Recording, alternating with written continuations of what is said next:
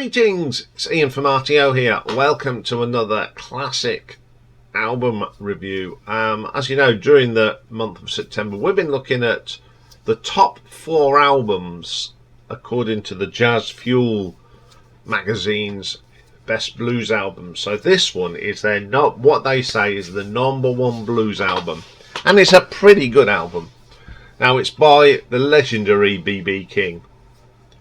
His real name is Riley B. King. He was born in 1925 and passed away in 2015. Blues guitarist and singer-songwriter, record producer. I love B.B. King stuff. He's wrote some absolute classics, and I like it. He was a great guitarist and a great vocalist as well. He never sang and played a guitar solo at the same time, and All Music recognised B.B. King as the most singly important electric guitarist of the last half of the 20th century.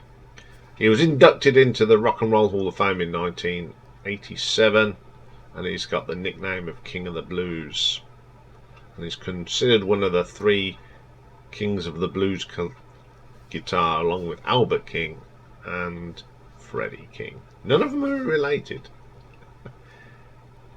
He performed tirelessly throughout his career, and appearing on an average of more than 200 concerts per year.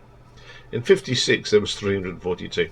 Now, the album that Jazz Fuel says is the best is a live album, so it's one of his live performances, and it is probably his best one of his best live albums, and it was from 1971 it came out, but it was recorded on the 10th of September 1970, and it was recorded at the Cook County Jail, and it was put together by Agree and Crest by the jail warden Winston Moore, and King and his band performed in front of 2,117 prisoners, most of them that were young men. King's set consisted mostly of the slow blues songs that had been hits early in his career.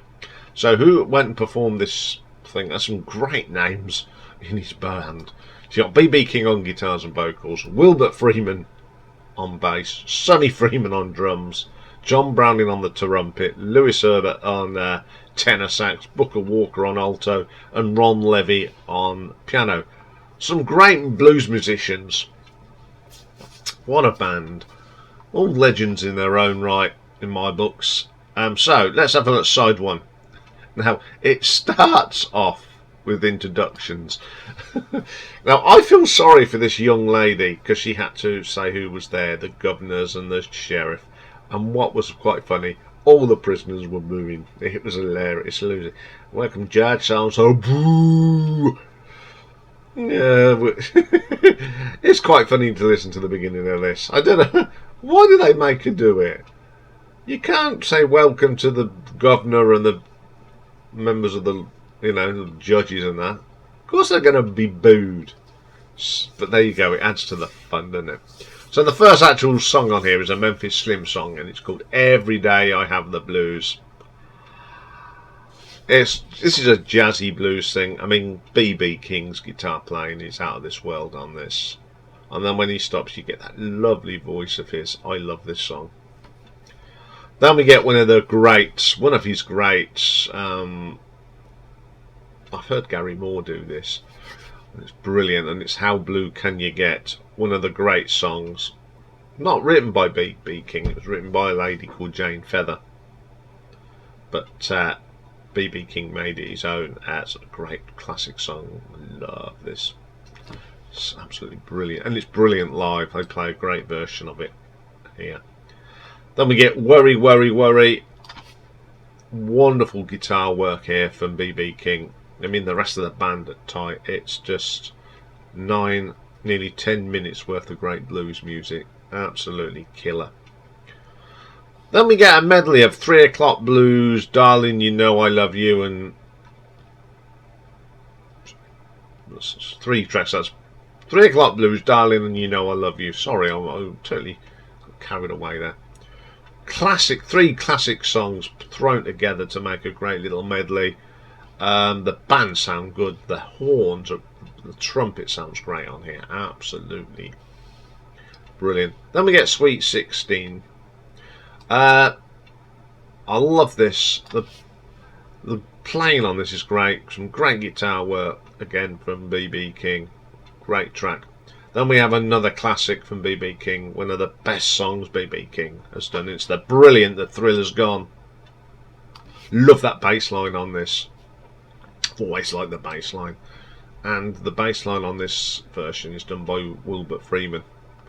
It's absolutely killer version. And the last track is Please Accept My Love. A slow melodic blues track. A strong vocal from B.B.King. And some amazing playing by all the musicians. Absolutely tight as come. Okay, it's to this day, this album continues to receive the praise of one of King's best albums. Critics often overlook it in favour of Live at the Regal, but Ulrich Oldet believes this is because the Live at the Regal is routinely cited by critics as one of the greatest blues album ever made. Neither the Rolling Stone album guide nor Music Hound Rock says. The Essential Album Guide mentions this album. Remember, Chris Gale says rock albums of the 70s. He said King's intensity and rendition of his old hits. I prefer the horn arrangements on the Kent originals. Well, he would. He's just so blooming. He says things just to be controversial, doesn't he? So great. This is what Jazz Fuel said about it.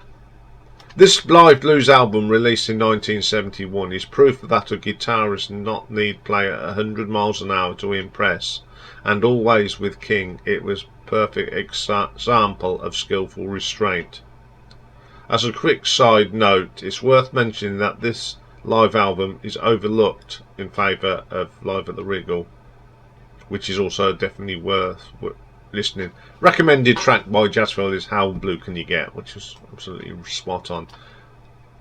Now I've got both albums, but there's just something about this one. I think it's the intimacy in a very hard working place to go and do a gig in a jail. All these prisoners. The musicianship on here it's about 40 minutes long. And I do love it. I think this is a great album, and I think Jazz Fuel were right to just tip this one, because I think there's the other one's got more atmosphere, but I think the sound is great on this.